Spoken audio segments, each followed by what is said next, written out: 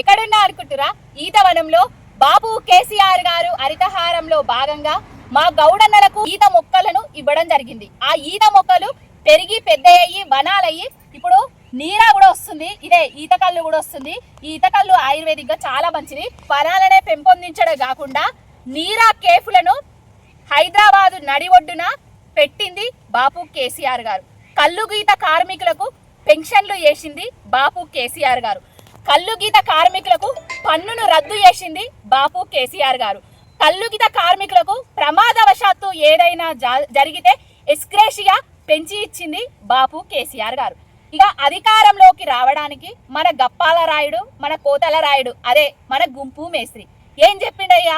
ఊరూరి కల్లా ఈతవనాలు తాటివనాలు పెంచుకునేందుకు గౌడన్నలకు 5 ఎకరాల భూమి ఇస్తా అన్నాడు. గౌడన్నలకు వైన్స్ షాపులల్లా 25% కు పెంచుతా అని చెప్పిండు. ఇక గాయనగానే మహేష్ గౌడు రేవంత్ గౌడు అని అంటాడు కదా. రేవంత్ గౌడే అయితే పెన్షన్లు 2000 నుంచి 4000 పెంచియాలి మా గౌడన్నలకు. రేవంత్ గౌడే అయితే మాకు ఊరూరా 5 ఎకరాల తాటి ఈత వనాలు పెంచుకోవడానికి భూములు ఇవ్వాలి, మొక్కలు కూడా పంపిణీ చేయాలి. రేవంత్ గౌడే అయితే 15% ఉన్న వైన్స్ షాపులల్లా రిజర్వేషన్ 25% పెంచాలి. అసలు గౌడు కాదు, రెడ్డి కాదు, ఇంకోటి కాదు, తెలంగాణను ముంచడానికి వచ్చిన ముంచుడు గుంపు మేస్త్రి.